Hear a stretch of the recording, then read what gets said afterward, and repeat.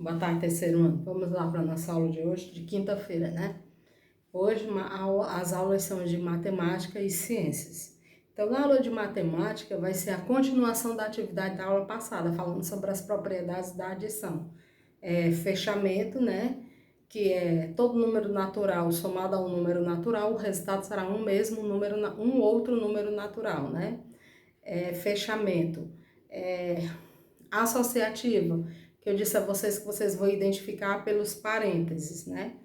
E elemento neutro, que é quando eu encontro quando eu tenho um zero, né? Um número somado com zero, o resultado é o próprio número.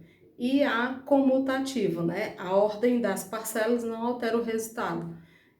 Pode ser 5 mais 4 igual a 9, ou 4 mais 5, o resultado também vai dar 9, tá certo? Então, vocês vão responder as páginas 59 e página 60 do livro de matemática, tá bom? A continuação da atividade da aula passada. Quando terminar de responder essa atividade da página 59 e 60, nós vamos para o livro de ciências. Abra o livro de ciências na página 42. Pronto. A atividade de hoje de ciências é falando sobre os animais, né? Então, vamos lá. A diversidade de animais é muito grande em nosso planeta. Eles podem se apresentar com uma ampla variedade de características, tamanhos e forma, sendo reunidos em grupos de acordo com determinadas semelhanças. Os animais eles podem ser agrupados, por exemplo, de acordo com o lugar onde vivem, né, que eles podem viver na terra, na água, no ar, né? O modo como se locomovem, eles podem andar, nadar, voar, rastejar, saltar, né, que é pular. A cobertura do pelo deles pode ser de escamas, pode ser de pelos, de penas ou carapaças, né?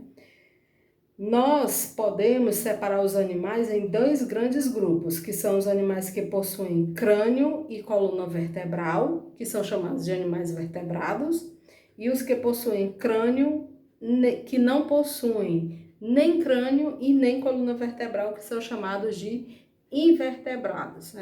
Para vocês entenderem melhor, vertebrados são aqueles que têm ossos, invertebrados são aqueles que não têm ossos, tá bom? Então, no grupo dos animais vertebrados, nós temos o cachorro, a cobra, né? E no grupo dos animais invertebrados, nós temos a formiga, o camarão, tá certo? Então, vamos lá para a página 43. Os animais vertebrados. Os animais vertebrados, eles são semelhantes por apresentarem crânio e coluna vertebral. O crânio e a coluna vertebral fazem parte do esqueleto, um conjunto de ossos responsáveis por dar sustentação ao nosso corpo, né? Além disso, o esqueleto ele protege os órgãos internos dos animais, como os pulmões e o coração. Aí nós temos aqui um esqueleto, né? Aí tá mostrando aí a coluna vertebral e o crânio, né? Aí nós temos, no entanto, apesar dessas semelhanças entre os animais vertebrados, eles possuem outras características que os diferenciam, sendo divididos em 5 classes. Então, nós temos os mamíferos, né? As aves, os répteis, os anfíbios e os peixes, tá? Então, vamos conhecer cada uma dessas classes agora, né? Os mamíferos. Os mamíferos, eles são animais que apresentam uma característica em comum, a presença de glândulas mamárias, órgão que é responsável pela produção de leite. Geralmente, o corpo desse animal é coberto de pelos, que protege a pele e ajuda a manter o corpo aquecido. Os mamíferos, eles habitam quase todos os lugares, a maioria vive na terra, alguns vivem na água, como as baleias, os golfinhos e as focas. Mas todos eles respiram pelos pulmões. Veja alguns mamíferos. Aí nós temos a baleia, o ser humano, né, um animal mamífero, o macaco e o morcego, tá? O segundo grupo dos animais são as aves.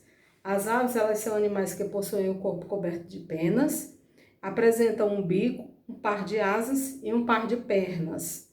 Existem espécies adaptadas aos diversos habitats do planeta. Esses animais, eles podem viver em ambientes terrestres ou aquáticos. E assim como os mamíferos respiram pelos pulmões. Vários representantes desses grupos desenvolveram a capacidade de voar, enquanto outros, como o pinguim, não é capaz de alçar voo, mas usa suas asas para nadar. Então, nós temos aqui o pinguim, né, que é uma ave, o beija-flor e a galinha. Né? Coloque aí na página 45 agora. Vamos aos répteis. Os répteis são animais que têm o corpo coberto por placas ou escamas. Os lagartos, os jabutis, os jacarés, as tartarugas e as cobras são exemplos de répteis. Os répteis, eles vivem em ambientes aquáticos ou terrestres e locomovem-se nadando, andando ou rastejando. São animais que respiram pelos pulmões. Mesmo as espécies aquáticas, como as tartarugas marinhas, precisam subir até a superfície para respirar. Então, nós temos aí, como répteis, nós temos o lagarto, a cobra e a tartaruga. E os anfíbios, sapos, as rãs, as pererecas, as salamandras e as cobras cegas são exemplos de anfíbios, né? Aí nós temos aí a rã, a cobra cega e a salamandra. O nome anfíbio significa duas vidas.